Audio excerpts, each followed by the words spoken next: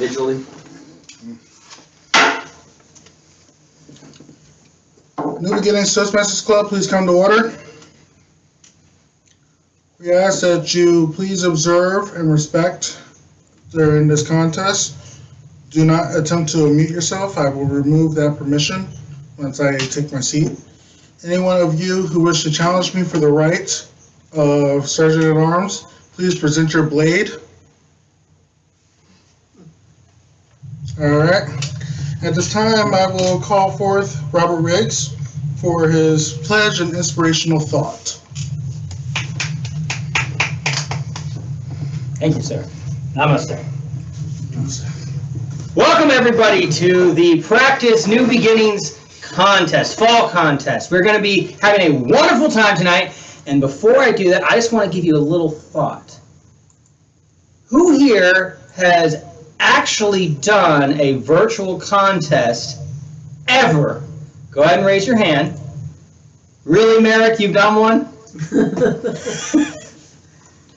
So apparently Merrick's done one, but I thought I was the only one that, but you know, I've seen it done, I've never actually done it. I think this is something new we're all trying, and everything this year seems to be new in one way or another. So I applaud all of you for coming out and trying this new experience. This is going to be fun, and actually Merrick apparently even won a virtual contest, as he's showing us. But this is going to be a fun, wonderful time. I can't wait to get started. There's going to be a few bumps along the way, but we're really going to have a good time. For anybody who's never come here before, this is New Beginnings. New Beginnings Toastmasters is a vibrant club that sometimes we meet in person, sometimes we meet virtual, sometimes you do the hybrid thing. But altogether, we're a vibrant Toastmasters club that appreciates each other and helps each other grow to become better leaders, better speakers, and just better people in general. We have a virtual contest, but before we do that, I want to make a couple quick announcements. The very first thing is there's a lectern here. Actually, when you do a virtual contest, there's not supposed to be anything other than the speaking area. As a matter of fact, there's Lee. There's not supposed to be anybody else on the screen, so we're going to really quick show you what you need to do if you are a speaker. You're going to pick up whatever's in front of you, and you're going to move it. I'm not going to try to pick up Lee, of course, but Lee, if you could do me a favor and move into the other room. In general, when you're doing a virtual contest, you're supposed to have an open space, and that open space is supposed to be visible at eye or body level. So if you have any questions about what you're about to see, well, we're practicing so we can try to figure it out. First things first, you're supposed to have a speaking area, not sitting down or have a lectern. So welcome to our contest. We all appreciate everyone who's going to participate. We've got people from all over Division E, and we've even got a contest master from Division A. You can tell because he's the guy wearing the bow tie. Now, if there's any housekeeping items, we're about to cover that. Our contest chair is going to cover that real quick. So I'd like to pass it off to our ever so wonderful, sorry? Oh, I apologize. We are actually going to have a pledge, and I'm going to ask my Sergeant at Arms to please pull up the flag. If you would like to pause, you may do so. I pledge allegiance to the flag of the United States of America and to the republic for which it stands, one nation, under God, indivisible, with liberty and justice for all. All right. You will not see me until the very end. Right before the end, I'm going to have a quick announcement because guess what we have going on soon? The WLI. I'm going to give you a little more information about that for anybody who's interested. That's for anybody who wants to do officer training. But in the meantime, I'm going to pass it off to our contest chair, Zach. Hey, good evening. Thank you, one and all. Thank you, Robert Riggs, for that wonderful introduction. And I just want to first off say just how thrilled and delighted to see all these new faces to me. I just started Toastmasters, I think back in April, and I really only basically know the people that are in my club and then a couple other select faces. But having said that, you know, I'm really truly wowed and honored to have all these people, and I'm actually truly honored also, in addition to that, all the speakers we have this evening. We've got quite a few. We've got 8 different speakers, and we've got the Tall Tales speech and the international speech. So in addition to all that, I'm just excited that we got all of our roles together. We've got so many things going on, and I'm going to keep this short. So, I'm just going to pass it over to my contest master of the evening, Mr. Glenn Doggett. Thank you, Zach, and welcome Toastmasters and guests to the New Beginning Virtual Speech Contest. Before we begin tonight, we do want to recognize that we have some dignitaries in our audience tonight. We have Division B Director, Janine McConnell, and Division E Director, Michael Doyle. I believe we may also have a few area directors in attendance. If you are in attendance, please wave your hand at this point. I'd like to thank these distinguished people for helping Toastmasters, whether you're at the individual club level or even at the district level. The work that they do help prepare all of us for getting the best out of our Toastmasters journey.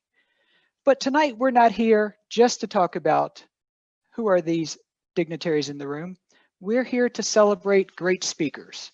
We're going to have two contests this evening. I'm sure you've seen the agenda, so you know that first off will be our Tall Tales contest, and that will follow with our International Speech Contest. Now, I know we're all on mute, but we all have these little things always too close by. And even if you're a speaker or not speaking, you may be distracted by those. So I recommend that you turn them off, put them in airplane mode, or put them in the other room. For the next time that we're together, you do not need to worry about what's going on your phone. Tonight's contest is also going to be recorded. So if you're sharing your screen with your video on it, you could be part of history for this practice run we have tonight. If you don't want to be recorded, go ahead and turn your video projection off now, or send a message to the control room, and Andrew Bullock will look at how he may be able to make that not appear in the future. So let's begin with the fun part of our evening. And the purpose of the Tall Tale Contest is to provide an opportunity for speakers to fabricate fantastic fables, focusing on exaggeration, embroidery, and adornment of the most magnificent magnitude. Wow, I'm glad somebody wrote that for me, because I would never be able to put that kind of alliteration together all on my own. But the speakers we're going to have tonight are going to do much more than that. They're going to entertain us from the start to the end. Now, one thing we have to do as audience members is to make sure that we do not disrupt our speakers. So you're encouraged to leave your video on so they can see you applause their activities, but do not change your video display while someone is speaking. If you need to leave the room, please turn off your video before doing that, but do it during one of our 1 minute of silence that we'll have between each of our contests. The first thing we have to do before we begin tonight is to tell you about the speaking order. We have 3 contestants in our Tall Tales contest, and here's the speaking order for tonight. Speaker number 1 is Donna James.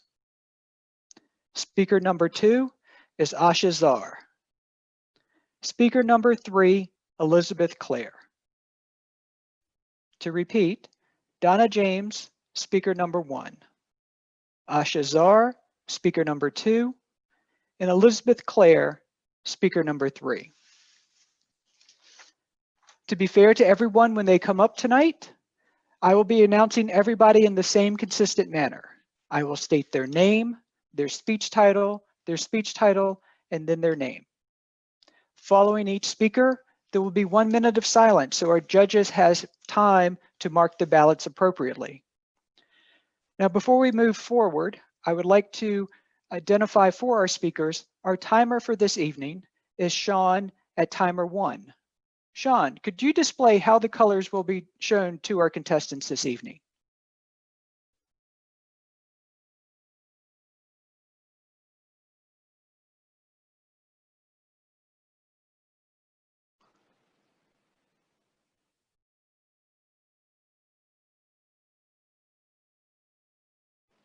Thank you, Sean. For contestants, you're going to be encouraged to pin Sean on your screen so you are visibly able to find him very easily when you are speaking during your time today. Our contestants have gone through their briefing. Mr. Chief Judge, have the judges, ballot counters, and timers had their briefing conducted? Yes, they have. Well, that means it's time to let the contest begin.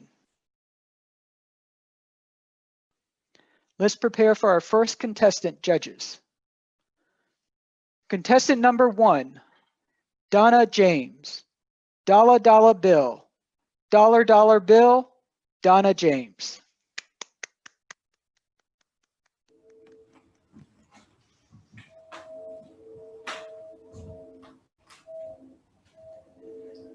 Picture it. Washington, D.C., 1998. I'm at the Pentagon Mall, just minding my business, shopping, looking through clothes. And then out of my right peripheral vision, I see someone in all black, in a bow tie, just watching me, arms crossed, looking at me up and down. And I'm thinking, well, what is he looking at? So I decide to just ignore him, go back to doing your shopping because you know I love shopping. So I'm sifting through my clothes and I open one of the racks and right in my face, he's looking at me. I don't know why he is, but he's looking at me. So I decided to ask him, what are you looking at? He says, I'm looking at you because you are the prime candidate. Prime candidate for what? Come this way. He takes me to his car and then eventually to a building where he reveals to me that he wants me to be a spy. Can you believe it? A spy.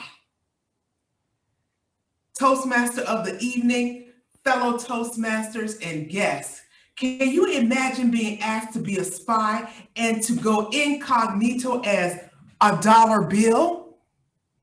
That's right. They wanted me to become a dollar bill. How is that possible? Look at me. I don't even like green. I'm not flat. I can have a flat stomach. I would love to have that, but I can't be flat like a dollar bill. He says, oh, we have ways of making that happen. We have some chemicals. Oh no, I can't do chemicals. He said, oh, it's not going to take long. It's going to be absolutely painless. So for some reason, don't ask me why, I stood there and I said, what the heck? I might as well go for it. So I got woozy and I passed out. When I woke up, I was on a printing table at the Federal Bureau of Printing and Engraving. And yes, I was a dollar bill. I wasn't George Washington, even though my name is Georgette Washington. But I wasn't George Washington. So I said, how did you make me look like George Washington? They said, oh, we got ways of doing that. So he put me on the table and he says, this is what we want you to do. We want you to go all across the United States. And I want you to report everything that you can see and that you can take in as a dollar bill. Are you kidding me? A dollar bill? All right, let's get this over with. So next thing I know, I get handed off to an individual who puts me in a cash register, and that's where the story begins. An old lady shows up at Walmart, makes a purchase. And they pulled my dollar. Yes, they pulled me out of the cash register to hand to this lady. I'm thinking as an older lady, she's going to be gentle. No, she balled me up and threw me in her purse. And I was taken aback because in the purse were quarters, nickels, and dimes, and all of them were stuck together with chewing gum, gum wrappers, old hair, lint, everything.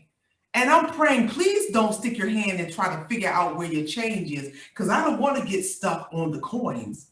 But can you believe this whole theory of incognito coins is happening all over the place?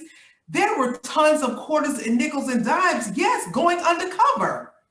There were nickels and dimes and $50 undercover, saying, how did you become a dollar? I always wanted to be the dollar, but they chose me to be a 50-cent piece.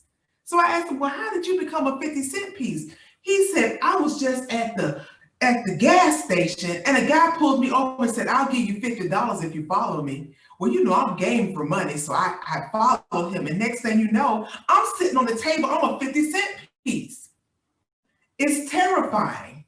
I finally get exchanged to a gentleman who smoothed me out, all the wrinkles. I was so happy. It felt so good the way he smoothed out my wrinkles. He put me in his wallet, but guess what? He put me in his back pocket. That's right. And that day he must have eaten a lot of broccoli and cauliflower, because it was not a pleasant moment for me. By all means, he sat on me. He was busy scratching and itching. And I was thinking, please, come on, help me. You're going to save me, free me from this thing. I couldn't believe it. I was a dollar bill and I was getting transported from one person to another. One guy asked the gentleman, you got change for $1? And the man said, are you kidding me? $1 is a joke. And I said, how dare you say $1 is a joke? Does he not realize that this beautiful thing is $1? I'm $1 and I'm getting around the world. And I look pretty good, except for the wrinkles and this guy who sat on me. But you go from one place to another, to another, to another, to another, and you find out that guess what?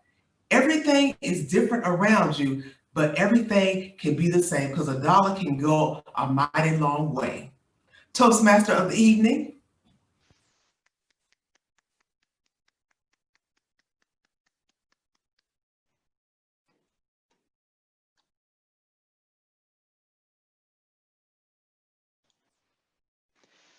Thank you, Donna. We will now have 1 minute of silence for the judges to complete their ballots. Timer, please indicate when 1 minute has completed.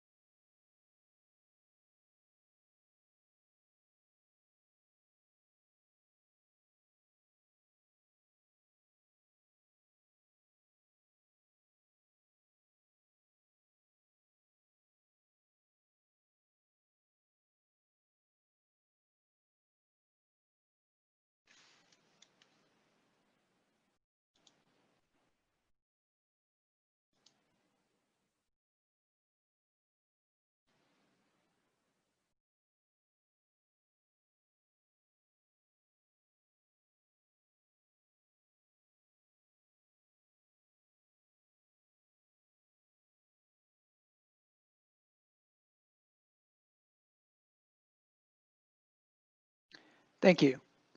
Judges, prepare for the next contestant. Contestant number 2, Asha Zar, the White Crow. The White Crow, Asha Zar.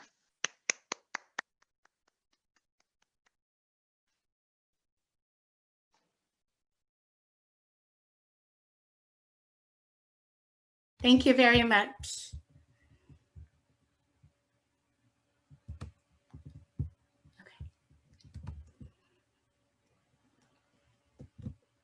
Lydia Chistaquin, a legendary healer and a Native American, foraged daily for herbs in Massachusetts.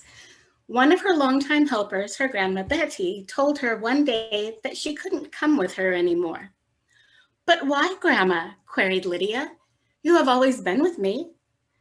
A fluttering of winks answered her, and a big hug from her grandmother was forthcoming, but no answer. Then she saw a white crow watching silently. Betty answered, "Sweetheart, I have been a ghost for a long time before you were born." She walked straight into a cranberry bog and beckoned Lydia to follow. "Ah! Ah!" Unable to see through her tears, Lydia raised her hands and flapped her arms weakly at the bothersome crow, motioning for it to go away. "Ha! Ha!" it croaked again.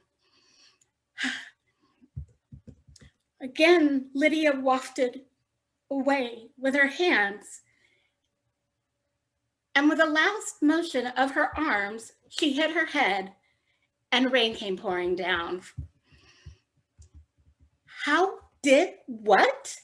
She gasped and looked down at herself, now clothed in feathers and transformed into a black crow with bits of green in her mouth, in her beak, and her claws. What she could see of herself, that is, in the rain clouds. Over here, a voice called. She began to swim that way, but no, her arms were waterproof wings in the rain cloud.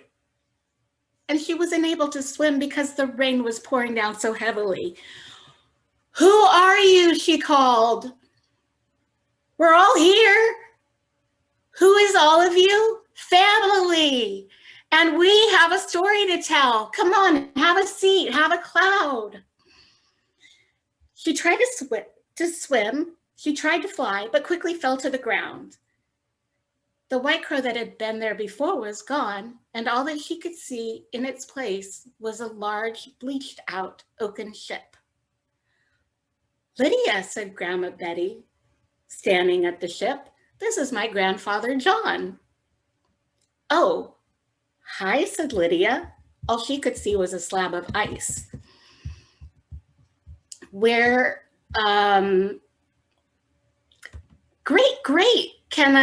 How do I see him? Lydia asked.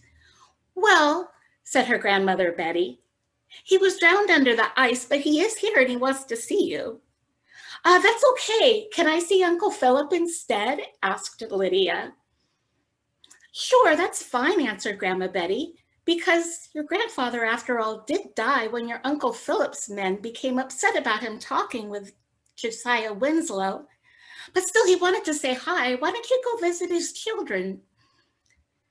Since her other cousins lived in the Bahamas, quite a ways from Massachusetts, Lydia began to fly and suddenly found herself in the body of a monk seal. Where were her human cousins? Nowhere to be found. From what she could see as she clambered upon land, suddenly heavy and desirous of the heat of the sun. Lydia! Shrieked two young pups. We were sent here, and isn't it nice and warm? Can you imagine? How's Massachusetts? I don't remember, answered Lydia. It's so nice here. I just want to eat fish. I don't have to cook anything here. No greens, no lobsters. Everybody looks so healthy. I may never have to pick herbs again. Well, let's all go back, shall we? Her cousin suggested. I've never met Grandpa M. Grandpa M, now who could that be? They went back to Cape Cod, floating upon a boat. A tall man with a single yellow feather in his hair beckoned to them with a gleam in his eye. Suddenly, there were all twinkles in his eyes, looking at the hugest white crow of all, from which departed 102 passengers. Although, like some of their relatives, a few of them were a little more transparent than most.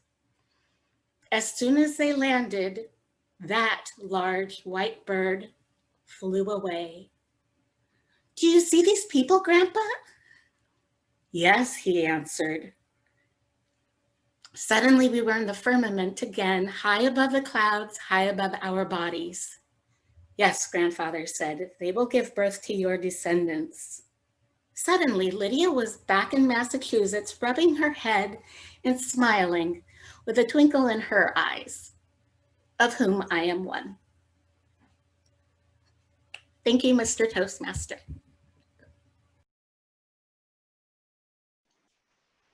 Thank you, Asha. We'll now have 1 minute of silence for the judges to complete their ballots.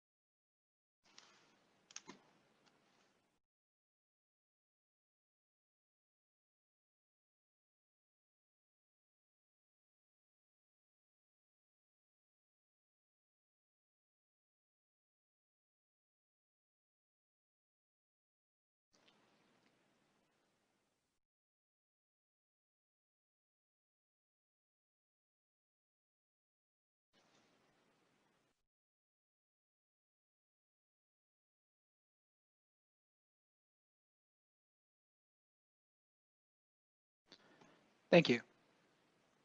Judges, prepare for the next contestant. Contestant number 3, Elizabeth Clare, How I Became a National Treasure, Part 1. How I Became a National Treasure, Part 1, Elizabeth Clare. Fellow Toastmasters, thank you for giving me this opportunity to explain how I became a national treasure. And it isn't all as great as you might imagine, but I'll tell you, this is just part 1.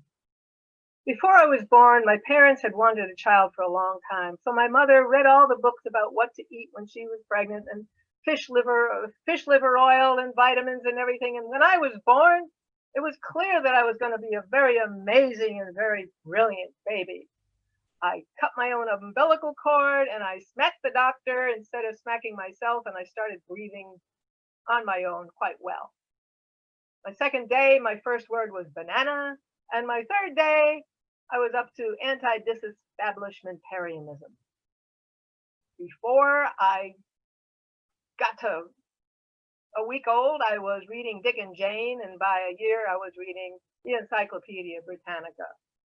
I was very useful when I went to preschool because the other kids didn't want to take a nap, but I had memorized all the speeches of Abraham Lincoln and William Jennings Bryan and a few others, and I used to tell those speeches and say them backwards, and that was a very soothing sound for the children, and they soon went off to take their naps, so the teacher really appreciated me. Sometimes I would ask her if she knew whose speech I was speaking, and she never knew. And I didn't disparage her for her lack of education, because I needed her help to put my boots on in the winter. My first grade, of course, I was pretty bored. One day the teacher was absent and the principal asked me to teach the other first graders how to add and subtract. Well, I did that because I have wonderful teaching methods and they learn very quickly. So I taught them how to multiply and divide. What else would you do with all this spare time? And it wasn't in their curriculum, so I got scolded and I had to sit in the timeout corner. By second grade, I needed a challenge. So I asked if I could teach advanced chemistry at the high school. First they said no, but one day the advanced chemistry teacher was absent with the flu, so they asked me to go and just try it out. Well, the principal came to pick me up in his car because I wasn't old enough to cross the street by myself. So in the advanced chemistry class, I began to explain the periodic tables and Bernoulli, all these principles, and I wasn't very tall, being only 7 years old, so the boys in the back of the class could not hear me, and they weren't very interested, and they were flying airplanes around all the time. So I realized those boys would rather learn about airplanes than about advanced chemistry, so I made a deal with them. You learn advanced chemistry, and I will teach you how to fly. So in a few weeks, they had mastered advanced chemistry and got college level credit for it. And I realized I had to learn how to fly myself first. So I went to an avionics school. At first, they didn't want to let me fly a plane, but when I explained Bernoulli's principle on curved wings, they said, oh, all right. So I came back and I taught all these kids how to fly, and they all got their pilot's license. And did I say I got on to the second grade and I needed another challenge? I asked for a physics lab so that I could test Einstein's theories. I knew that he was mistaken about a few things because he said nothing could travel faster than the speed of light. But if you look out at the night sky and you realize those galaxies are traveling away from Earth at the speed of light or close to it, and then in the daytime you're looking in the opposite direction, and the universe on that side is also receding from the Earth at almost the speed of light, and you put them together and you realize almost the speed of light and almost the speed of light must be faster than the speed of light. So Einstein was terribly mistaken. Well, by this time the CIA had heard about me, and they declared that I was a national treasure and I needed to be protected in case someone would want to kidnap me and take me to another country and teach people how to make terrible weapons. So I had a whole bunch of CIA operatives protecting me all the time, and each one spoke several languages. So before long, with a Rosetta Stone and a dictionary, I was fluent in French, Spanish, Russian, Italian, German, Croatian, Canadian, and Upper Mississippian. And I paid close attention to their accents. Their accents in English were flawless. However, two of them had accents in Kyrgyzstani that were also flawless, and I realized they might be spies who were masquerading as CIA agents, and I wondered, when are they going to kidnap me? No sooner did that thought occur to me than they put chloroform over my face and wrapped me up in a duffel bag, and I don't remember anything happening until I woke up in Turkmenistan, which is just north of Kyrgyzstan and east of Kazakhstan. Wow. What was I going to do there? End of chapter 1.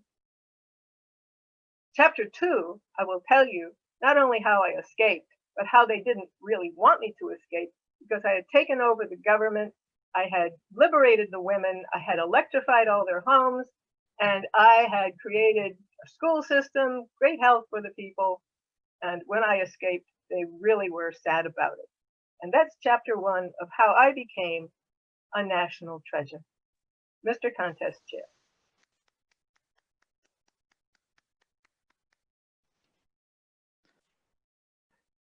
Thank you, Elizabeth.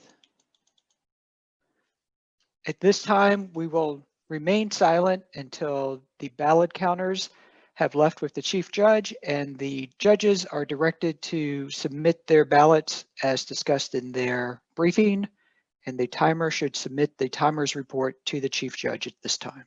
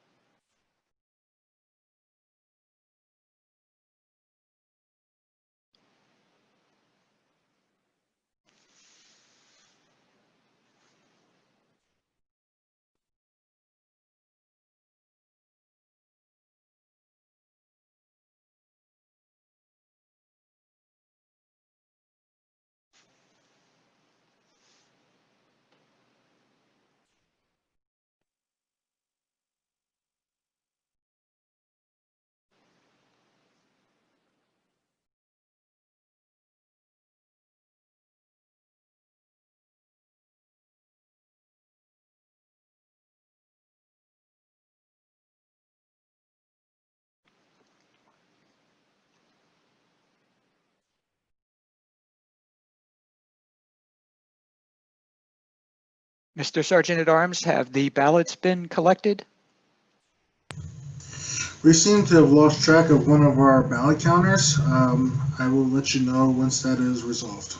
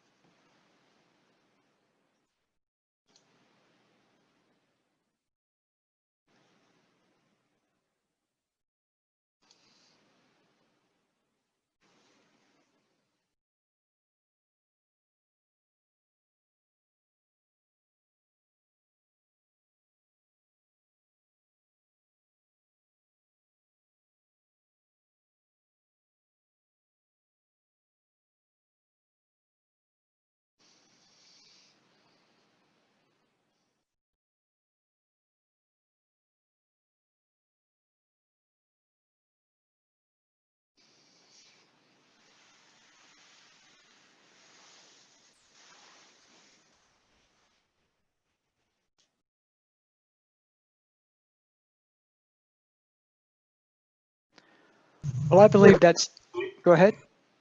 We're clear to proceed. Thank you.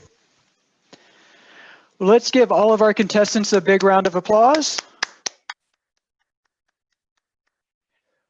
It's time for us to get to know our candidates a little bit more than we did from their speeches. Now, we had 3 contestants, but 1 contestant will be competing in the International Speech Contest, so we will defer her interview until after that competition. So let me turn now to Ms. Asha Zar. If you could unmute yourself, I have a few questions I'd like to have you share a bit more information with all of our attendees tonight. The first Sure. 2 are vital bits of information. And what is the name of your Toastmasters club, and how long have you been in Toastmasters? The name of my club is New Beginnings, and I have been in Toastmasters since April 2020. All right. So this is a virtual environment that you've been excelling in. I've been quite enjoying it, yes. My next question, and this is because we're all interested in how things are going, what path did you select in Pathways? I selected motivational strategies. All right. Now, based upon the profile that you prepared for us, how do you find nature to be inspirational? Well, I am a Californian, so I grew up very near the coast. I grew up close to the redwoods and amidst the Sonoma wine country. And because of redwoods especially, some of which are nearly 2,000 years old, it seems to me that if things in nature can remain unperturbed by time, there's a great deal to be learned from nature, a lot of wisdom and patience. And with the beautiful changing seasons, there's always hope and renewal for the next day and for everything in life, whatever form it may take. Well, thank you very much. Your You're final welcome. question I'd like to ask is, what was the topic of the article that you had published? And was it the science of total environment? Yes, that had to do with using carbon nanotubes to detect methylmercury, which is a runoff of the process of creating energy. And so when you shear off mountaintops for use in electricity, you have to heat the resulting ore to 1,000 degrees, and that causes a lot of toxic runoff into quite a good many watersheds, all the way down from the Appalachians, the Appalachians into Georgia, Alabama. And one way to look for this is with the use of silver nanotubes as well as other things. And it's an effort to clean the environment by finding out where this is in the first place before such things as health defects and birth defects can occur in the general population that drinks the resulting water. Well, Asha, thank you very much for sharing with us tonight. From your answers and your speech, not only you're a fun person to be around, but a very intelligent one as well. Thank you very much for being here tonight. Thank you. I'd now like to welcome Elizabeth to unmute herself, please. Elizabeth, the first two questions are the same. What is the name of your club and how long have you been in Toastmasters?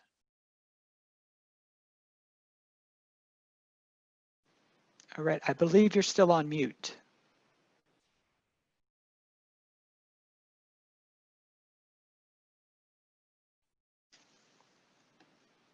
I've been in Toastmasters about a third of my life. I think I joined in 1988. And my club is New Beginnings. I'm also a member of Virginia Beach Toastmasters. Well, thank you very much for being here tonight. So next question's the same for you. What path did you select in Pathways? Same as Asha, motivational strategies, but I also just chose a second path, humorously speaking, something like that. Already working on the second one. I see you have big plans to keep going. Now, based upon your profile that you filled out, I have a question for you. So are there great writers that are also great speakers?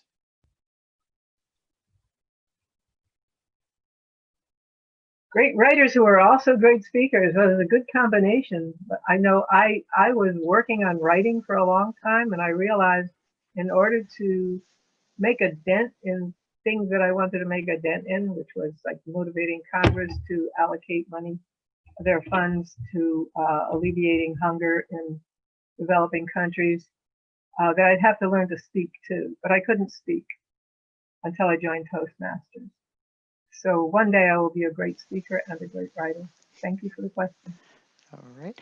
Now, one other thing that I found quite interesting, and partially is because all of my dogs come from the SPCA, what is your favorite type of dog to train?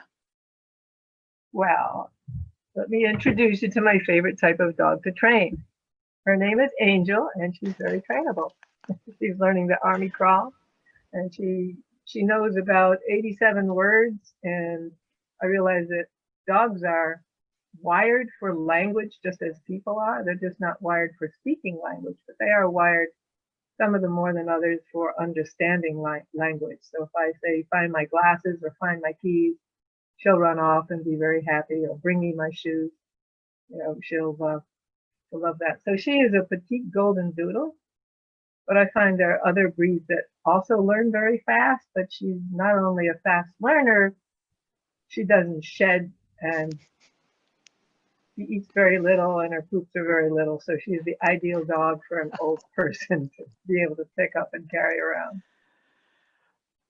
Well, Elizabeth, thank you very much for being here tonight and sharing a bit of yourself and your pets with us on our meeting tonight.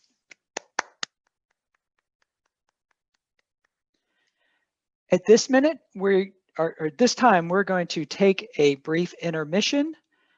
I don't see it on the agenda, but I'm going to call for 10 minutes. That should give everybody a chance to refresh themselves or any beverages that they need to. By my clock, it is 7:45. So we will come back at 7:55 and begin our international speech contest as long as our chief judge has completed his first responsibilities by that point. But let's gather back here at 7:55.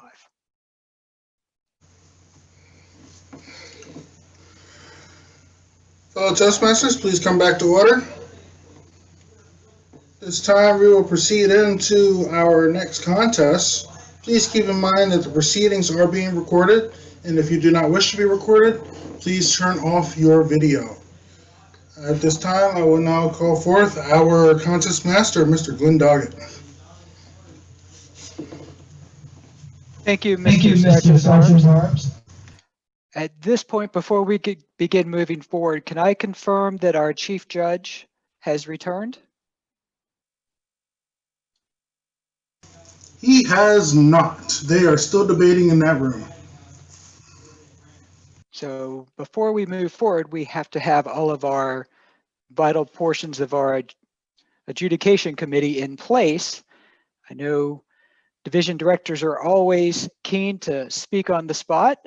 So if I could turn control over to Mr. Michael Doyle as Division E Director. If you have any comments you would like to share with our attendees this evening. Why, thank you. And again, welcome everyone tonight. It's great to have this experience for us all. Please bear in mind that, again, like Robert had said in the beginning, this is something that's been unbridled, or we've never gone through this before. And it's been a huge challenge for everyone to adapt to this virtual environment. And so I applaud the efforts of New Beginnings and all the effort they put into holding this contest test for us tonight, and all the planning that's gone into it. The district is working aggressively. Their education team is committed to providing all members of District 66 the resources they need to hold their contests. And more information will follow. We want everyone to be comfortable with coordinating, building, and executing on these type of contests in the spring during our contest season, or late winter, early spring. And the more we practice now, the better it's going to be. From talking to members across the division, everyone has some apprehension with doing this, and it's completely understood. And that's why something like this right now gives us an opportunity to see that it's not all as terrible as we make this big green monster out to be, and it is doable. And everybody here is doing an awesome job. So it's great. I'm actually very confident that Division E and all the rest of District 66 can execute on this during our contest season. So I applaud everyone again, and I'm really excited for what we can accomplish this upcoming contest season. So back to you, Glenn. I don't have anything else further to say. Well, thank you, Michael.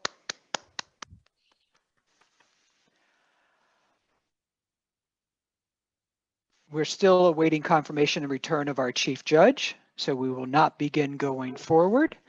Is Mr. Robert Briggs available? He is one of our ballot counters, so he is not available. Okay. I knew he said he had some announcements he wanted to make later. I was going to bring him forward and do it at this point, but I see he is very much engaged at this point.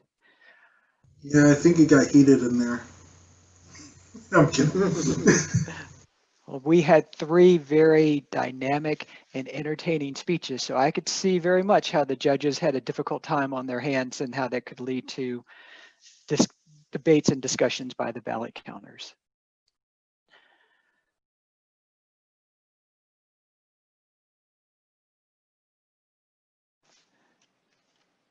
So this evening is a new environment for me. Tuesday night is not a typical Toastmasters meeting night for me. So this is something that I've greatly enjoyed so far. I was appreciative of Zach reaching out to me to offer me this opportunity. For those of you that don't know me, I have helped out at the district at many different roles in the past. I've served as an area governor, division director, as finance manager for the district for 2 years. And contest for me is always an exciting part of everything that we do. I've competed as in many of the contests. And for me, it's that opportunity to get outside of the comfort zone of your club. We all join Toastmasters to improve our speaking skills. And some of that is getting comfortable with speaking within our club. But then we start building that safe bubble of, I know these people. They're going to be helpful, but they're not going to be critical. And contests allow you to get that experience of presenting to a new group, but still not having to have that anxiety that somebody's going to, make fun of me afterwards, because the contest season isn't about the evaluation side of a typical club speech. It's about doing the best that you want to deliver. And the contest environment is really that great opportunity for you to go out and do your best in front of a group of people that haven't seen you speak before and share your message, whether it's a fun and enjoyable one or an inspiring and meaningful one. But it's a chance for you to get outside of that club comfort and really test your boundaries. So for everybody who isn't competing here tonight, when your club gets ready to have a contest, I encourage you to step up. A tall tale is 3 to 5 minutes, or maybe not even that long. I can't compete this year because I actually have a different role with the district that hopefully we'll find out about after the first of the year. But it's definitely something that I encourage everyone to go out and stretch their boundaries. Your club is one environment, and in a virtual setting, you can stretch your boundaries almost any night of the week. Reach out to the fellow club members in your division. If you have a free Thursday night, reach out. There's somebody meeting in District 66 almost every night of the week and sitting in on their club meetings to see how things are done differently, hearing the evaluations and find out where areas of improvement that you could use from that speaker into your next speech. There's always opportunity for you to get the most out of Toastmasters. And this virtual environment, while it doesn't give you the warm fuzzies in person of that hug and handshake, it really gives you a lot of opportunities to stretch your boundaries as a Toastmaster. I know Robin Jenkins is on our meeting tonight, and just as this was kicking off, she was starting an advanced club, and you guys, your advanced club on Friday nights actually has people from not just the state of Virginia in it, doesn't it? That is correct. We have people from Pennsylvania and Louisiana in our club, as well as from District 66, from every division. And I know there's lots of opportunities. The international committee members are actually sitting in on different meetings at different times. And so everybody is using this opportunity of our new normal, as much as we don't want to accept it after you get past a couple months. Virtual is something that's not going to go away next week. And it really allows us opportunities that we never had thought about a year ago. Going to take a quick moment here to see, do we have our chief judge back? Here's to hoping, but no. Okay.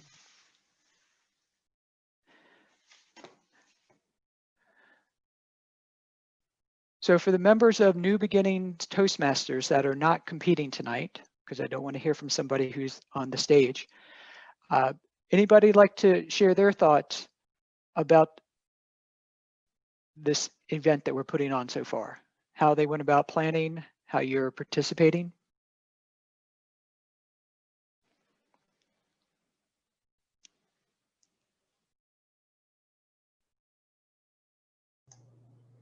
And we're back. Okay. The contest master, the judges have returned. There were a lot of hanging chads. Well, thank you for getting those cleaned up before we move into the official vote count that we'll be doing in the spring. At this time, it is my pleasure to state that we are now moving into our international speech contest. As we heard earlier, please make sure your electronics are off. If you have your video on, please do not change your video setting while somebody is speaking. For our contestants, just a reminder, Sean is your timer you should pin to make sure you have a clear indication of your timing device. As with our Tall Tales contest, all contestants will be introduced in the same manner. I will introduce the speaker's name, their speech title, and their name. Before we begin any of that, everybody's waiting to hear the speaking order for this contest. Speaker number 1 is Vernell Curtis. Speaker number 2, Lee Walker. Speaker number 3, Tammy Adama. Speaker number 4, Donna James. Speaker number 5, Antonita Parham.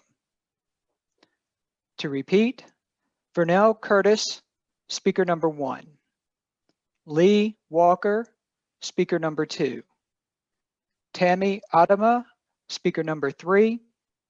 Donna James, speaker number 4. Antonita Parham, speaker number 5. At this time, the candidates have been briefed. Mr. Chief Judge, have the judges, ballot counters, and timers been briefed?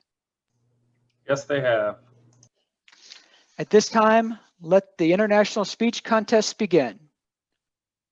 Judges, please prepare for your first contestant. Speaker number 1, Vernell Curtis, RK plus 2. RK plus 2, Vernell Curtis. Once upon a time, the Goose drank wine. Where did that come from? Contest master, fellow Toastmasters and guests. I do have a story, but it begins like this. I grew up in New Haven, Connecticut, in a small community called West Hills, which was located at the base of West Rock Mountain, snuggled in, a nice small community. My West Hills friends, my neighbors, we all used to get together and hike and trudge up West Rock Mountain to Judge's Cave. Judge's Cave was the hiding place for 3 judges that left England under threat of death: Dixwell, Whaley, and Goff. 2 judges hid out at Judge's Cave.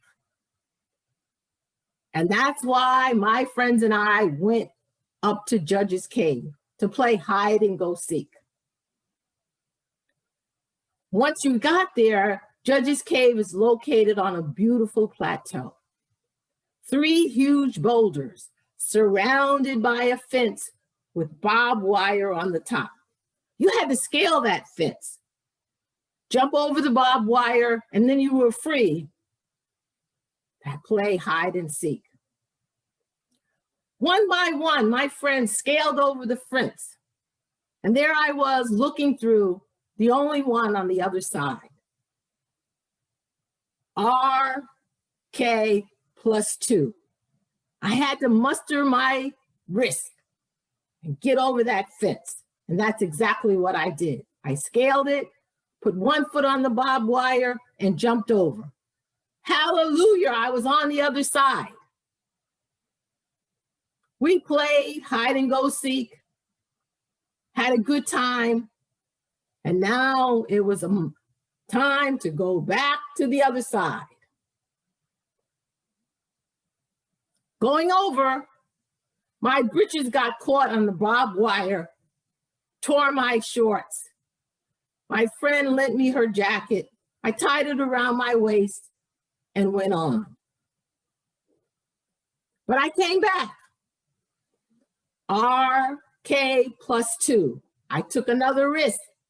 Each time I went there, I went over, back again, no torn britches. It paid off. That reminds me of something. Risk. We have all taken that risk because we are Toastmasters and we're here. When I first joined Toastmasters, a fellow Toastmaster said, "You're always going to have butterflies, but the goal is to have those butterflies fly in formation." Immediately, my mind went to jets. Individual and as a team, collectively, pilots flew their jets in formation. The skill of it, the power of those machines, that became my mantra, to have my butterflies fly in formation. Toastmasters gives us an excellent platform for speeches and as leaders. Tonight, I'm going to focus on two, the speech and evaluations. As I said, Toastmasters gives us an excellent platform for tuning, fine-tuning our public speaking skills. It's a safe environment. We feel secure. We feel welcome. We're around like-minded people. And we want to take a risk and move forward. I want to have my butterflies fly in formation. To have a speech, you have to think of an idea, develop it through writing, practice it, and then deliver it. All of this takes practice and time. Once the speech is delivered, there's the evaluation portion.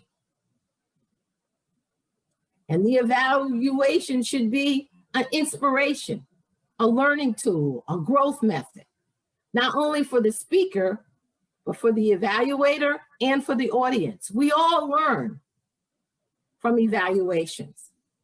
And just think about it. When you're the evaluator, you're taking time and energy in order to inspire someone. And Toastmasters, once again, gives us a method to do that. The sandwich method. Tell someone what they have done good. What did you enjoy about their speech? Give them ideas on how they can improve it. Give them a challenge of what they may do next. And then you end it with something that's inspirational, something that's good. All evaluations should be inspirational. I double dog dare you to be the conduit for an inspiration. Finally, each step we take in our Toastmaster journey, we acquire bold skills to be presented in the public speaking arena. We acquire bold skills to be presented within the public speaking arena. Contest Master.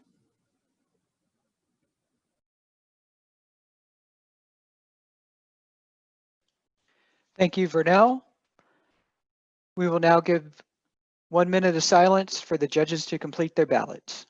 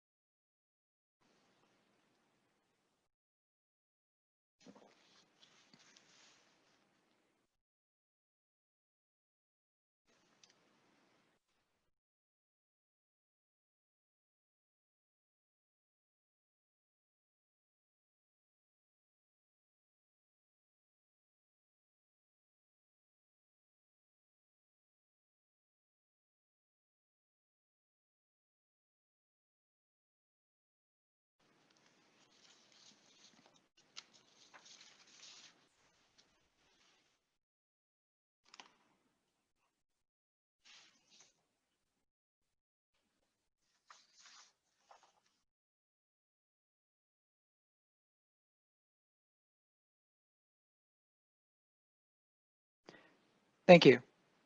Judges, please prepare for the next contestant. Contestant number 2, Lee Walker. West Virginia Flying, Lee Walker.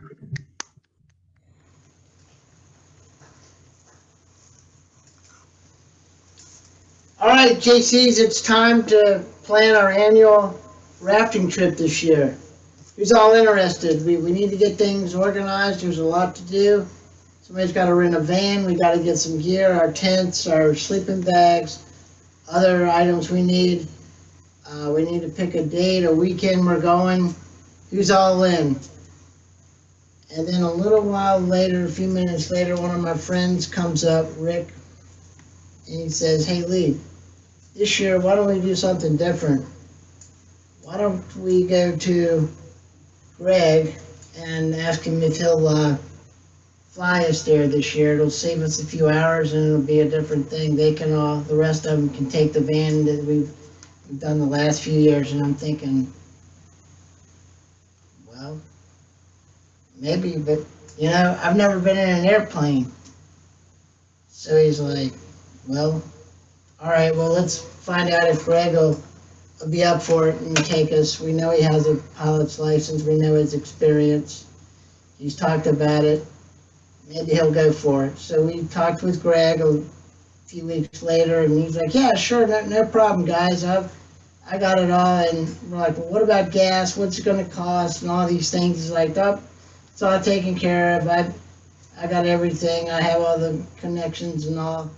So we decide to fly, and Greg hooks it all up for us. As time's going on, I'm thinking in my head every time of a few weeks or maybe a month out, I'm like, okay, I haven't been in an airplane, haven't been off the ground. Kind of scared, you know, and sure what fear of the unknown, not sure what's going to happen, but as time goes on, we get there, it's the day, I'm already pumped up for the weekend to go rafting. I've been rafting before, and so maybe one thing you're thinking is, well, were you more scared to fly for the first time, or were you more scared to raft?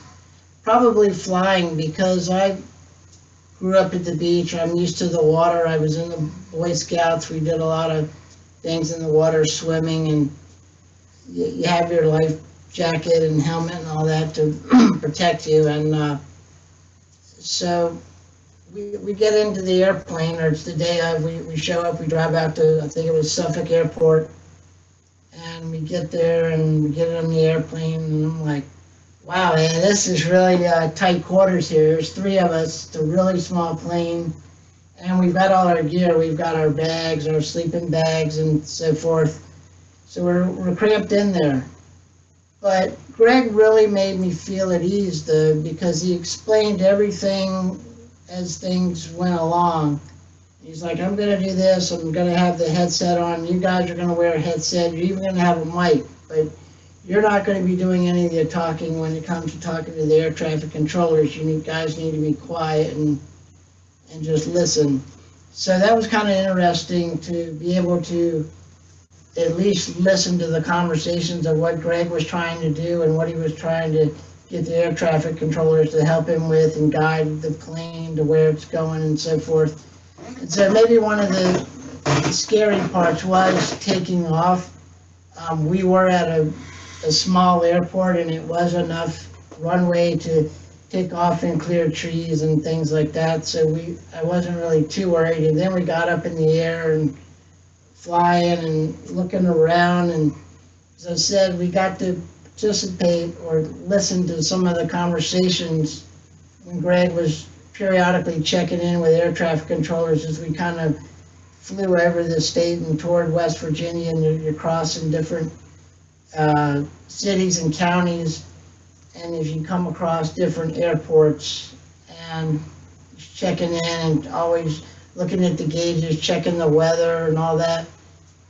And I think one of the times, or when we were coming back, the trip coming back, we actually had to land, I think, at Lynchburg Airport or somewhere near there, because Greg was concerned about the wind condition or something, and I was just like, okay, whatever. He knows the conditions or whatever. He has the experience, and he talked to the air traffic controllers, and we had to land and wait for a while, probably a half hour, and just things, the conditions got better, and Greg felt more comfortable about going back up in the air. And so we're going on to our trip, heading toward West Virginia, and we're getting there close to the runway coming in West Virginia, and I'm like, wow, man, this is really not much of an airport here. There's not much here at all. There's just a small like sliver of concrete, and I'm like, man, I hope Greg has got enough to land there, to land us safely, because there's not much space there. And he had to circle around a few times, and you know, I just kept quiet. I didn't want to disturb Greg's concentration, because I knew he was totally focused. I knew he was, had full faith and confidence in him that we would be safe, we would be all right, and we would land on the ground. And we did. He did have to circle a few times, and you know, it was kind of scary, but he did bring us down safely. And we called the campsite, the rafting campsite. They came and picked us up in a van. We made it to the campsite, and we started having a few beverages.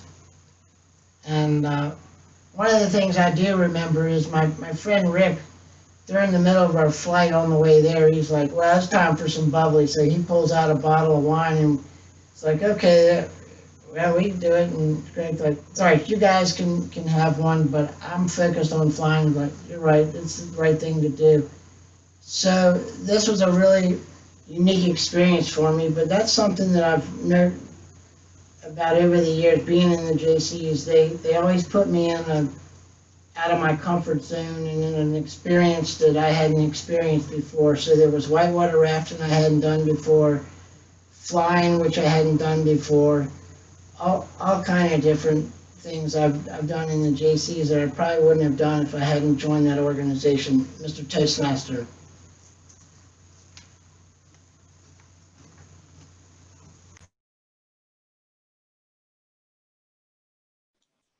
Thank you, Lee. If we now could have 1 moment of silence for the judges to complete their ballots.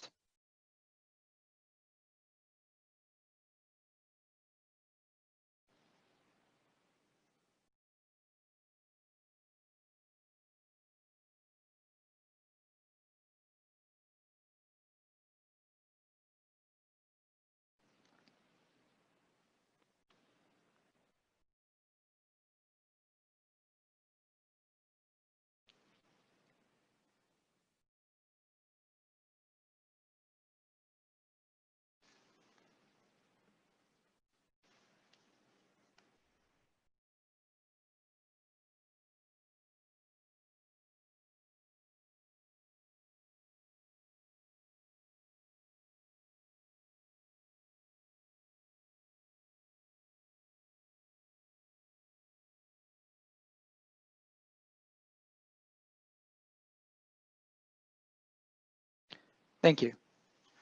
Judges, please prepare for the next candidate.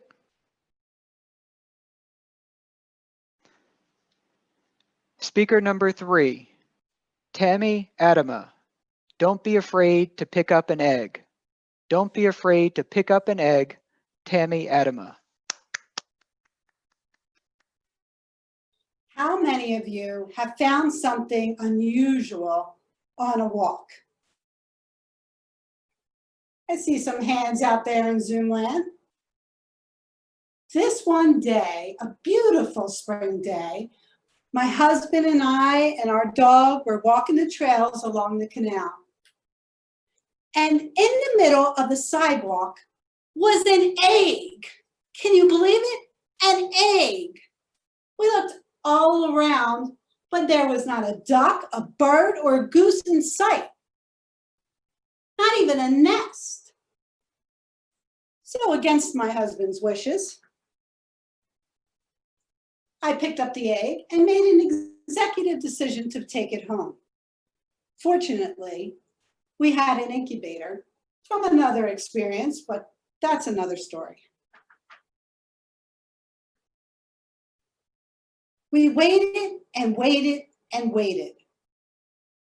And finally, one day as I went to turn the egg like a good mother should, you have to turn it several times a day, I noticed this itty bitty little crack in the shell. I gently picked it up and listened. Beep, beep, beep, and a little tapping sound.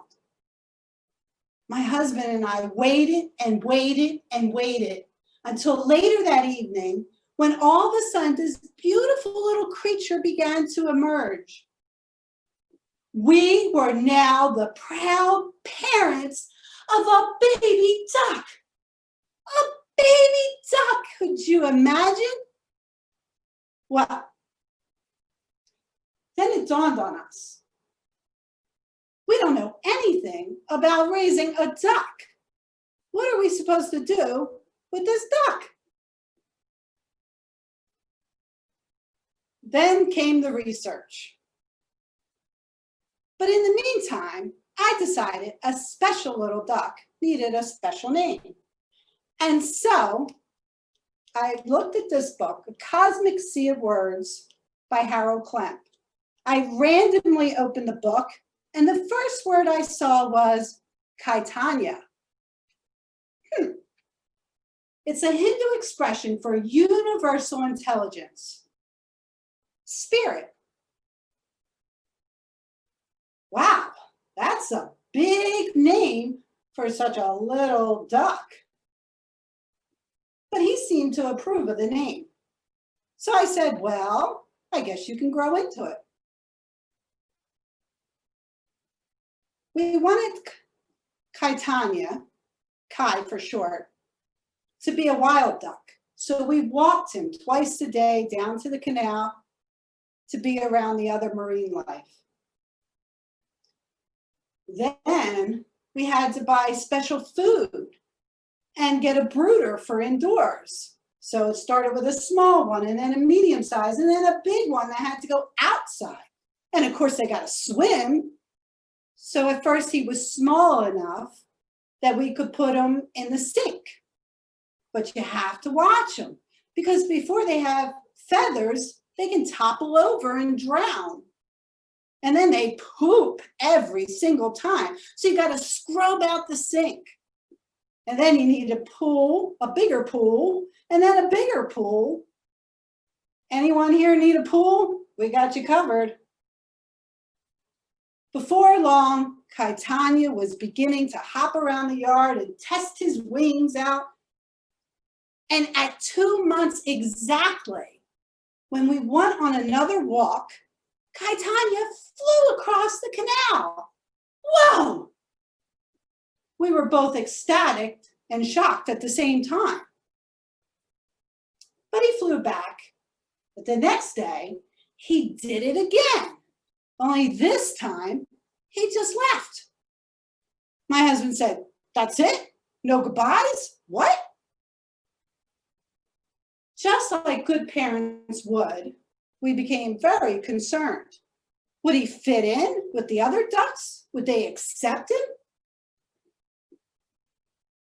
That evening, we sat on the couch and we heard at the door. More like quack, quack, quack. Unbelievable. We opened the door and there is Kai. Kai, come on in. And he did. He sat on our laps and let us kiss and hold him. And I don't know if you know this about ducks, but when you pet them, they purr like cats. And they poop a lot. So my husband had several layers of paper towels on his lap because Kai never went to the bathroom on me, but he loved to go to the bathroom on my husband. Now you can get duck diapers. However, we were not going there. Kai was a wild duck and should stay a wild duck. Again, the next day, Kai flew off again. and we didn't see him for a whole week. And then one day he flew to us, and we've discovered that Kai Tanya, was not a boy, he was a girl. We still see Kai Tanya when she likes to come to us. Otherwise, it's really hard to tell her apart from the other female ducks now. Don't be afraid to pick up an egg. It could be a wonderful experience. An egg is symbolic of a new idea, an opportunity. An opportunity could be a new relationship, a new job, a new path. Don't be afraid to pick up an egg because you never know where it's going to lead you. Thank you, contest chairman, fellow Toastmasters, and guests.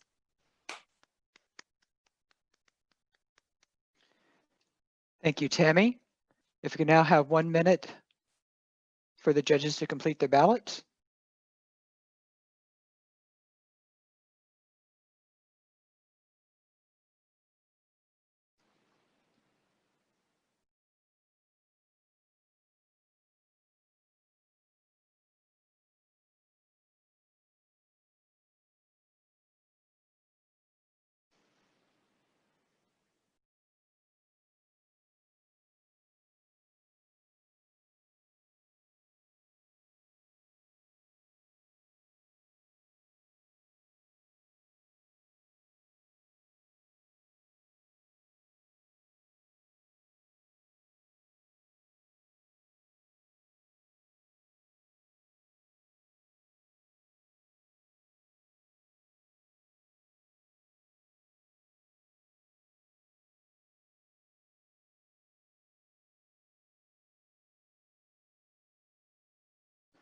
Thank you.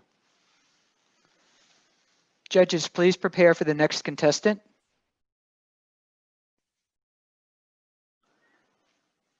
Speaker number 4, Donna James. Run the goal to the end zone. Run the goal to the end zone, Donna James. By the show of hands, how many of you like football? Raise your hand if you love football. I don't care what team it is. Do you love football? I don't see any hands out, which surprises me altogether because I'm a Ravens fan to the moon and back. But when it comes to goals and reaching goals in life, it's a lot like football.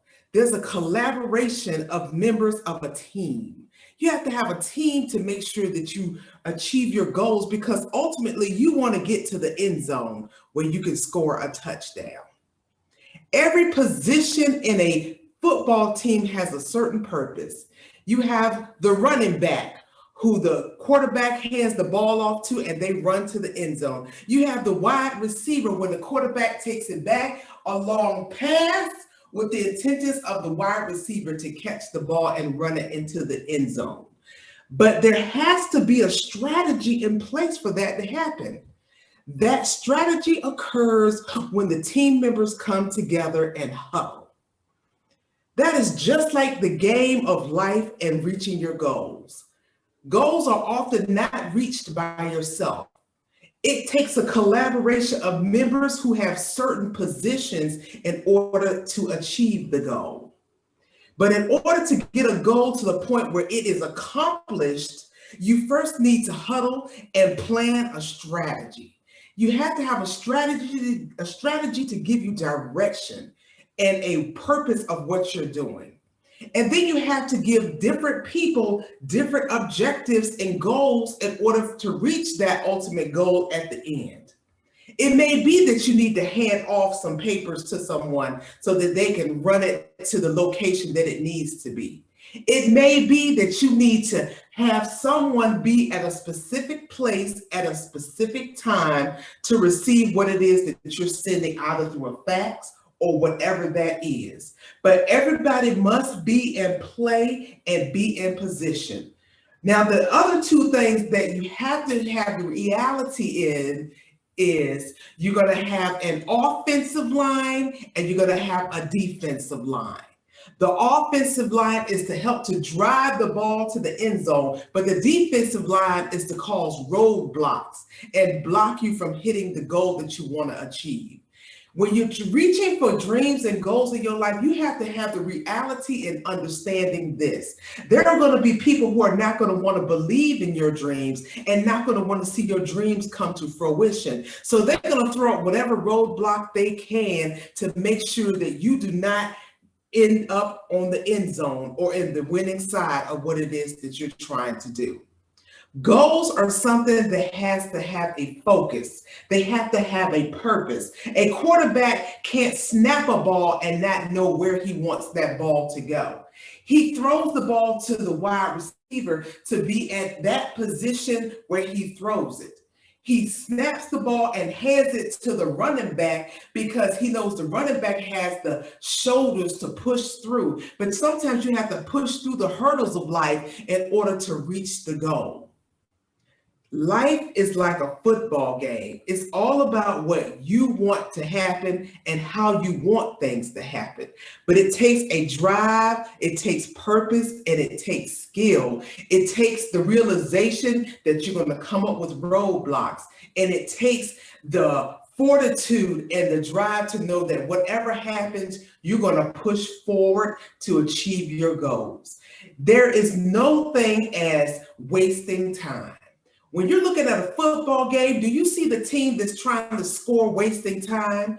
Do you see them trying to throw fumbles? No, they don't try to throw fumbles. Sometimes they do, but they don't do it purposely. They don't want to see, you don't want to see them derail winning the game. That's not why you jump up and scream and holler. You're excited when you see a football game and you see your team winning because you see that they are taking plans, they're putting them into action, their strategies are coming to fruition. You're seeing goals being reached, you're seeing things being met, you're seeing objectives being conquered.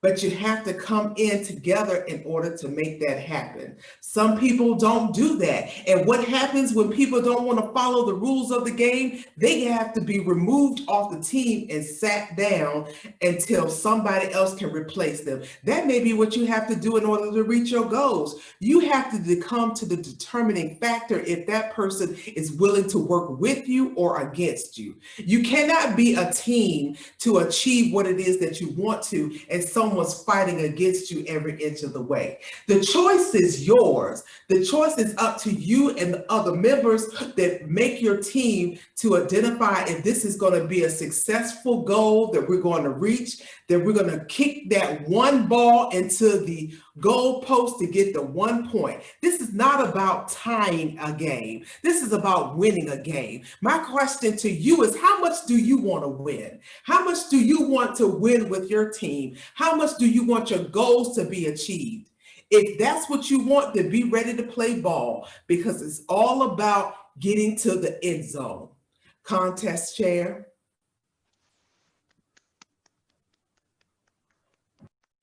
Thank you, Don. If I could have 1 moment on the clock for the time ballot counters the judges to complete the ballots.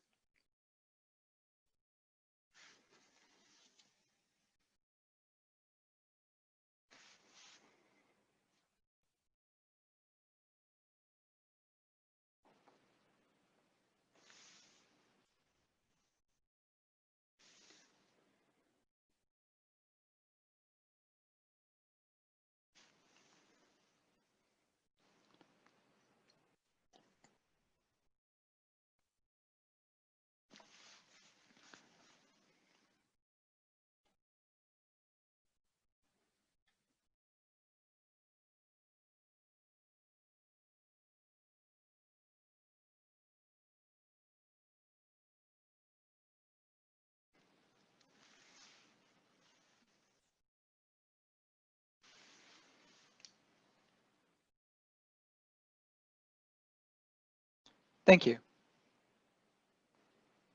Judges, at this time, prepare for the next contestant. Speaker number 5, Antonita Parham, Inner Healing. Inner Healing, Antonita Parham.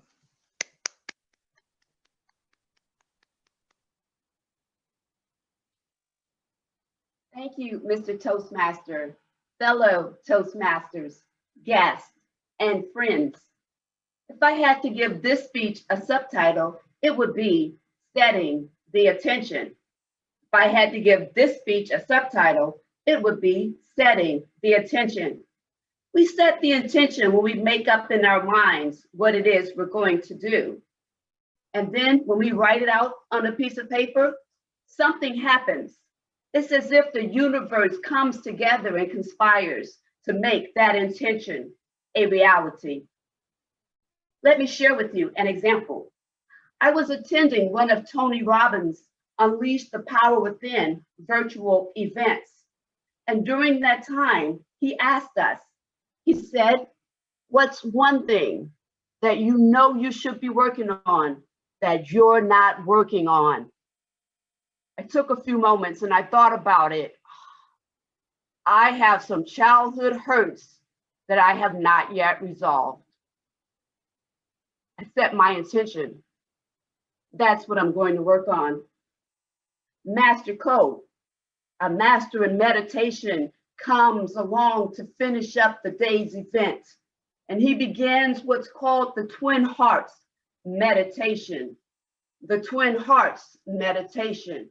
And in this meditation, he includes part of St. Francis of Assisi's poem. You may be familiar with it. It has one part in it that says, let me seek to be understood. Let me seek to understand rather than be understood. Master Ko continued with the meditation. And as I sat there with my eyes closed and my hands in my lap, something amazing happened. I saw myself standing on a butte, and a butte is a hill that's very tall, sharp edges, and a flat surface. I stood on this butte with my shoulders back and my back straight and my hands lifted up towards the sky. And the sky was clear and the sun was shining. I started to look around, and as I did so, I noticed that there was another butte on the other side of this mountain. It too had a flat top. But on this mountain, huddled in a small form, was a younger version of myself. It was like Charles Dickens' A Tale of Two Cities. It was the best of weather over on my side, and it was the worst of weather over on hers. The clouds hung low and it was overcast, and there was a cold, wet rain falling on the ground. My heart went out to her. And as I got there, I reached down with my hand to grab hers and to help her up, and I checked her out to make sure she wasn't hurt. And I turned her around and looked at her. Are you okay? I asked. She looked up with a smile and said, yes, I'm fine.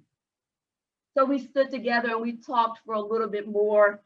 I had to make sure she was okay before I left. Once I was sure she was, I returned to my butte. And once I got there, I looked behind me and I turned to wave. But what I saw in the distance amazed me. There was now a bridge covering the gap between the two buttes. And the younger version of myself was now running quickly across that butte and over to my side. And by the time she got to my side of the butte, we were the same height. We wore our hair with the same part down the middle, and there were the same numbers of gray hairs dotting both of our scalps. We stood there together, arms wrapped around each other, talking, laughing, and smiling, watching fireworks as they went off in the distance, and then enjoying the Aurora Borealis lights later on in that day. So why am I sharing this particular story with you? You may ask, and you may be wondering. Right now in our world, there is so much sickness and so much healing that needs to take place. There's physical healing that needs to take place, emotional healing that needs to take place, and financial healing that needs to take place. So I ask you today, fellow Toastmasters, what's the one thing that you need to address that you've been ignoring? And I ask that question because if each and every one of us can find one thing within our own selves to heal and to deal with, then we will make this country a healthier country and this world a healthier world. And in doing so, we will make the world a better place for our children and a better place for our children's children. Contest Chair, I return the floor to you.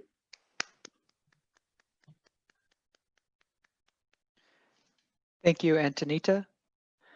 At this time, we will remain silent until the chief judge and the ballot counters have left. Judges, please submit your votes according to the process laid out in your briefing. And timers, please submit your information to the chief judge at this time.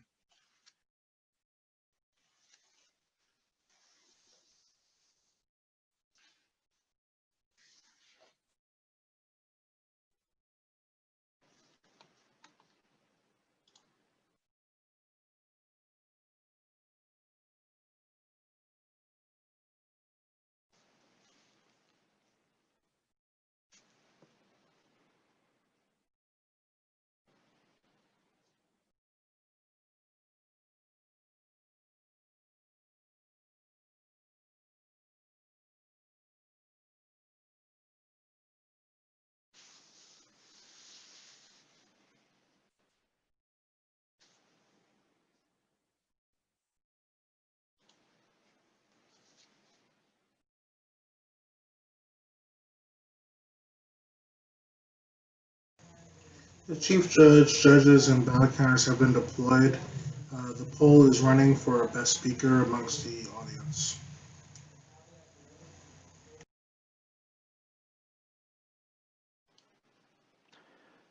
Well, if all of our adjudication team has already left, let's go ahead and give all of our contestants another round of applause.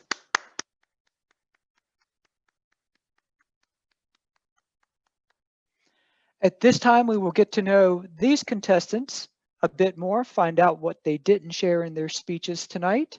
We will go in speaker order from the final 5 from the international contest. So I'll ask Ms. Vernell Curtis if she will unmute herself.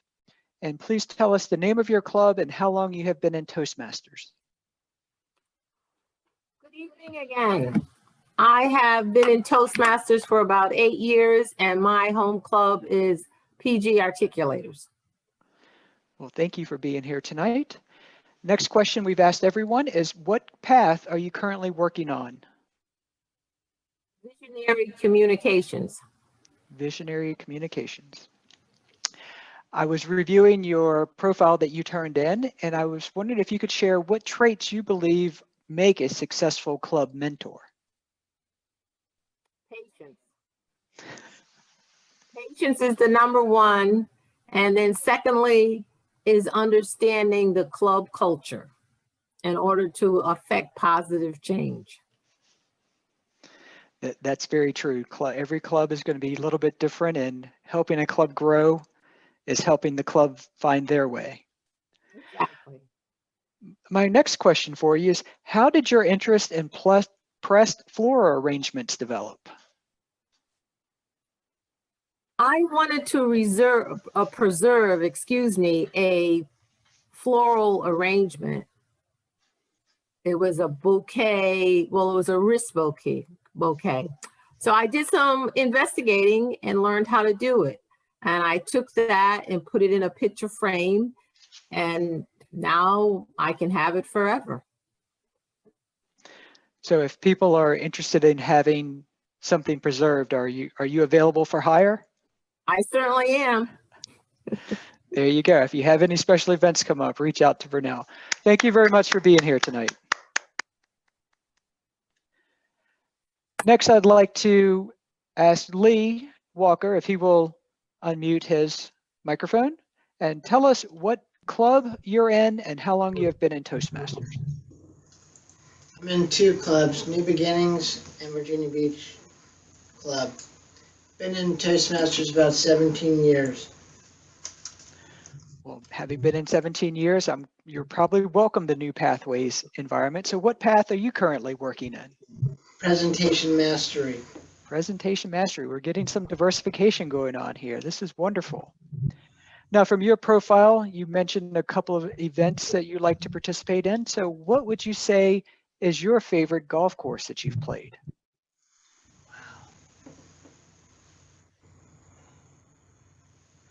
I think it would have to be over on the northern neck here in Virginia, near Irvington, the Tides Inn and the Tides Lodge. The year that I spent another year of high school at Christ Church School, all students were required to take a sport, so I picked golf because I play golf, I enjoy golf. I didn't really help the team out that much. But our home course was at the Tides Lodge and Tides Inn, so that was a course I probably wouldn't have never played if I hadn't gone to Christ Church. So that was several years ago, and I haven't been back there. But that was a unique course compared to the ones here in Virginia Beach. Well, thank you. My next question, and you talked about helping others, and how is it that you find inspiration through your interactions with other people? Well, I think my inspiration for helping others started shortly after college. My parents encouraged me to join some volunteer organizations like Toastmasters, the JCs, and I put off Toastmasters for a while. And I just found it to be rewarding to be able to help people, and because I had the resources or time and I was willing to do it, and I had the skills and had friends and knew some people or connections to some people to help other people. And also in my job at Dollar Tree, I figured that it would be good to help people. My family knew the owners of the company, and I knew I had to just go in there and work hard, and I made some friends with some people, and I didn't let the connections of my family and who I knew and all these type of things affect me, and I just reached out and helped people, and it was just a rewarding experience.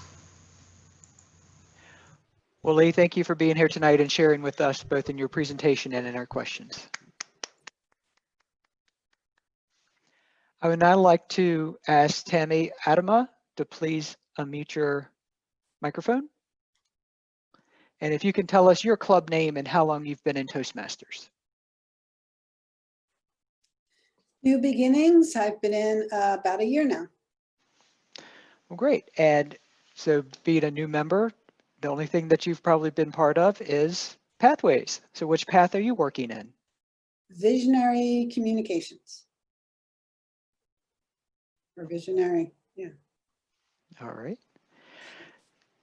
The first question that I have for you, how does your photography potentially influence your writing, or does it work the other way? I would say it works both ways, because sometimes I see a picture and it just inspires me to tell a story about it. And then sometimes I have a story and then I find all these great pictures to go with it. So it works both ways. All right. So what do you feel is the most beautiful aspect of the world today? The people in it. I mean, we are so resilient, and we're all such wonderful, wonderful, powerful souls, whether we know it or not. And you see a lot of that shine through during times like this where people have to pull together and really grasp life. Well, thank you very much for sharing with us tonight, both in your presentation and during our interview. Congratulations. I would now like to ask Ms. Donna James to please unmute your microphone and tell us the name of your club and how long you've been in Toastmasters.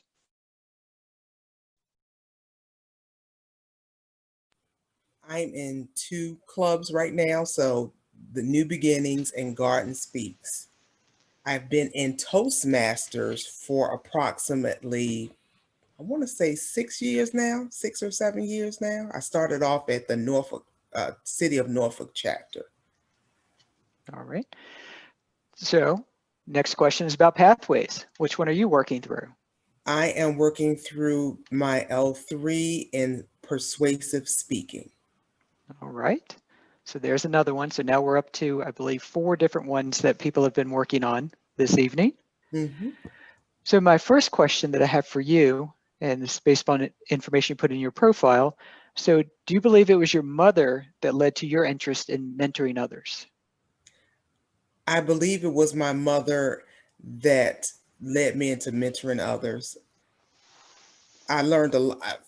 She's just a gamut of a whole lot of different things. Strength, mentoring, pushing through. She experienced leukemia, which is what she passed away from, but she was a fighter. So there are so many things that I am influenced by when it comes to my mother. Well, thank you for sharing a bit of her with us. My last question I have for you, and this is one I don't know very many people that do know sign language, but how often do you get to use that skill? I used to use it quite frequently when I was going to church. Years ago, I was part of the sign language ministry at my church. But once I transitioned back to Norfolk, I am now a member of a church that doesn't do sign language. So I do it all the time in my head, even while I'm driving. I think about if I'm listening to music, I think about it. If I'm sitting in my house on the couch watching a TV show, I'll practice it because I don't want to lose it.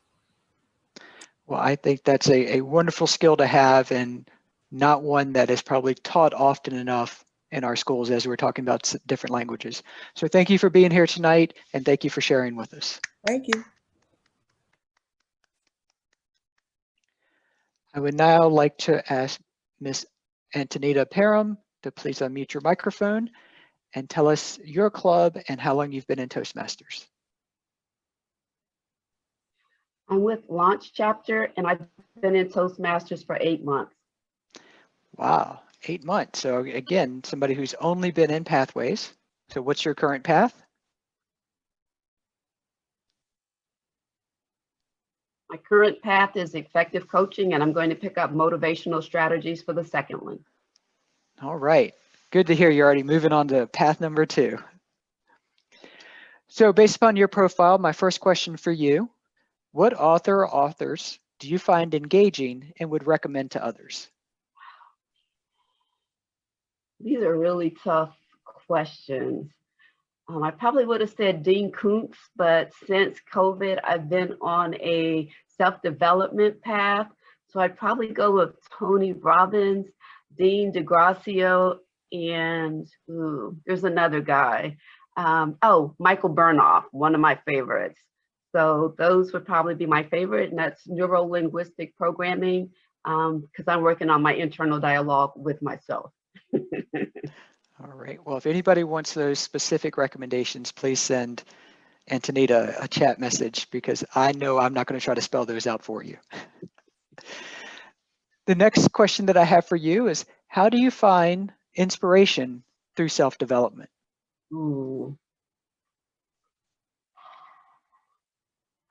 I guess what I like most about it, I think before the pandemic, I spent a lot of time looking outward and at other people. And this has really kind of forced me to turn the mirror inward and to really look at myself and have a greater understanding and a greater appreciation for myself. So that has been a little difficult, but very rewarding as well. And as I get to know and appreciate myself better, then I'm able to know and understand and appreciate others much more than I did in the past. Thank you. Well, thank you very much for sharing with us in your speech tonight and through our interview. At this time, let's give everybody who competed in both of our competitions one more round of applause for a job well done this evening. And being that we know it takes forever to count votes, anything, whether it's presidential election or a campaign, I will go ahead and decide it's time to close this meeting, and in a week's time, we will get back to you with the results. The chief judge and the ballot counters have completed their count for this evening. All right, well, that does officially complete my responsibilities tonight. At this point, I would like to ask our contest chair, Mr. Zachary Phillips, if he would come back to our meeting and resume control at this time. Okay, thank you. Thank you so much.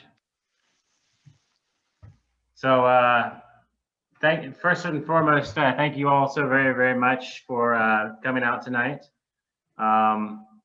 Secondly, thank you, Glenn, and everyone else who volunteered their time this evening.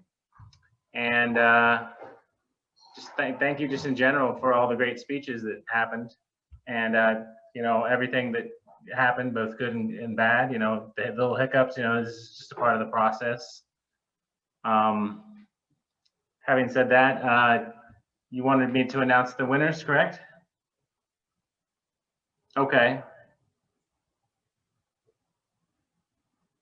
So first up for the, okay, all right. First up for the Tall Tales competition, we had some time disqualifications, and the winner of the evening is Donna James. Congratulations, Donna. Okay, everybody unmute themselves and give a big round of applause.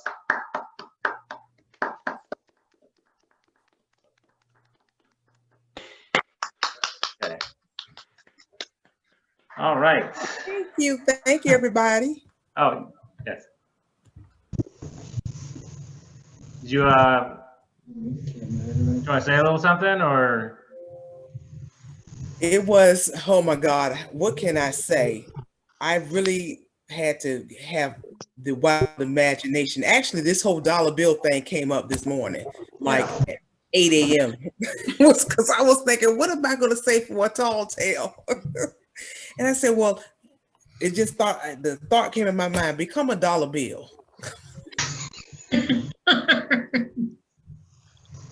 And then I had to put the humor in it. So I figured the back pocket in eating the broccoli and the cauliflower was fun. That's all I have to say.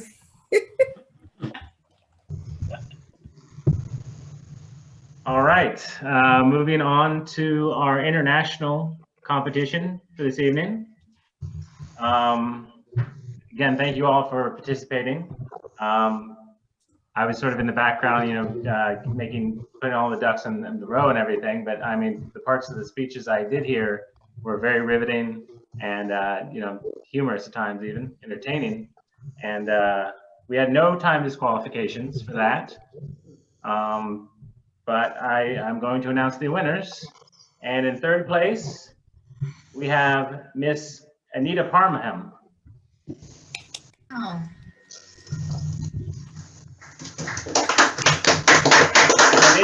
Anita. It's a freaking conference mic, that's all. In second place, we have, you want to give a little drum roll real quick? Right, yes. Second place, Mrs. Tammy Adama.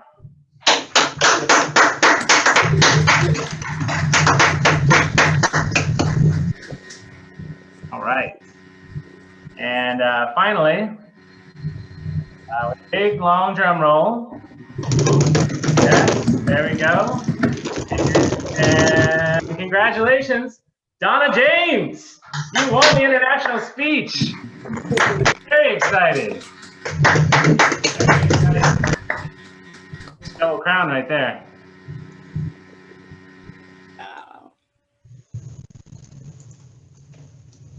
So without further ado, I'm going to pass it over to our president, Robert Riggs, with a closing announcement. Thank you, everybody, for coming out to a wonderful speech contest. This is our first practice contest. I was one of the ballot counters, and I can tell you there were just a few hiccups, but this is why we're here to practice. So that way, when we do the real thing, nobody gets disqualified. For example, I can come up from here, but that might be a disqualification. I can step all the way over here, and that might be a disqualification. Or more importantly, there might be some crazy stuff going on in the breakout rooms that you don't know about that might cause a disqualification. So that's why we're here tonight, and you guys did a fantastic job helping us figure things out. For the most part, it was a smashing success. Thank you so much for putting it all together. Hopefully everybody agrees with the scores as well. Nobody's trying to be like, wait a minute, I wanna go ahead and discredit what everything just happened. Trust me, there was no shenanigans with the hanging chads. All the chads were properly hanging, okay? We made it work. So I just want to say that. Thank you all for coming out. Everybody who participated as well. This took a lot of work and effort. We started planning this I would say about a month and a half ago. And there's one person above all else who I really appreciate. This person is our chair. He has never participated in a contest. He has never seen a contest. Matter of fact, like, think about that. He has put together a whole contest. He's never once actually participated. Never once. And he's like, I've never done this before, never seen it. He went ahead and did it. So Zach, a round of applause for you for everything you've done. Very, very good job. If everybody can unmute themselves, even Earl Reyes, and just let him know how happy we are and proud of him. Take care of it. Thank you, Zach. I really do appreciate that. Great job. Actually, David, real quick, can you kind of give your words of wisdom, because you actually did your first contest as a chair completely without having seen one before. How do you think Zach did in comparison? I think he did a great job. It's challenging just to put together a normal contest. So that's challenging, but to put one together in a realm that has never been done before is an extra challenge, especially, and we're both in the same boat. Neither one of us saw or participated in a contest, so it was a good handoff, and I think he did a fantastic job. All right. Thank you, Zach. Thank you. Just a couple really quick, really super quick items. Andrew Bullock has an announcement, if that's okay. We have some things going on in Pathways real quick that everybody wants to be interested about. Some free stuff really quick. Do you want to mention that, Andrew? Yeah, sure. Why Okay. not? Give me a second. He was too comfortable, apparently. Very comfortable, very comfortable. Namaste. Namaste. All right, so for those of you who renewed your dues on time in the past dues period, if you renewed your dues by September 30th, Toastmasters has given you a free path. You have until March 31st to claim that path. I know when you go on the website it says $20. Ignore it. You get to select a brand new path for free. This is Toastmasters thanking you for sticking with us through these trying times, through COVID and virtual meetings. They want to thank you, so they're giving you a free path. Pick any path you wanted to do. Any options. They're all available. And if you need help, feel free to reach out to myself or your personal VPE, and they will help you through the process. Mr. President. Thank you, sir. Namaste. So one other thing, real quick, WLI. Anybody who could unmute themselves, including Shanika Bell, if you could unmute yourselves and tell us when the WLI is. Actually, Shanika and I talked about this last night. So Shanika, can you tell me when the WLI is? Yes, actually, hello. Thank you so much, Robert. Actually, WLI is December 4th and 5th. Okay, excellent. And so it's going to be the night of December 4th, which is a Friday, and the morning of December 5th, which is a Saturday, right? Yes. Okay, sounds good. What is DMI? The WLI is the Winter Leadership Institute. This is for anybody who are officers or anybody in general who wants to come. It's where we get officer training. And so it's something that we're basically twice a year we're required to do as officers. Come on out, learn something new. But last thing before we leave, are there any guests out there that are not Toastmasters? Are there anybody here tonight that are not Toastmasters? I think I saw a couple early on. I'm not sure if I see them still yet. I think they have departed. They have departed, sadly. I told them up front this will be a contest a little different than anything I've ever seen, so I'll reach out to them later. But does anybody else have anything they want to say before we call it quits? Robert, just not make sure, but I just want to put it out there that even if you are not an officer, you are welcome to attend the Winter Leadership. If you are thinking to become an officer next year, it would actually behoove you to attend the Winter Leadership just so that you can get an idea of the officer role that you are anticipating doing for next year. Thank you. Thank you, Shanika. I know that certain people like Tammy and Asha and Zach and all these other people are definitely, see, Asha's like, her ears are burning. So David, all these people are definitely interested in finding out what these future officer roles could be. So thank you everybody for coming. This is going to be recorded. In the next week, we're going to get up and running. Feel free to share it with any of your club members as well as anybody else in the district. This is a practice. Feel free to ask our club questions. We'll try to give you as much answers as we could. We've all got to do this in the next 2 months. Why not start now? Especially us area directors, all Area 55, all Division E area directors are going to have to put together these virtual contests for their areas. So why not start now? Wonderful job, everybody. Have a great night. Let's get some outdoor music.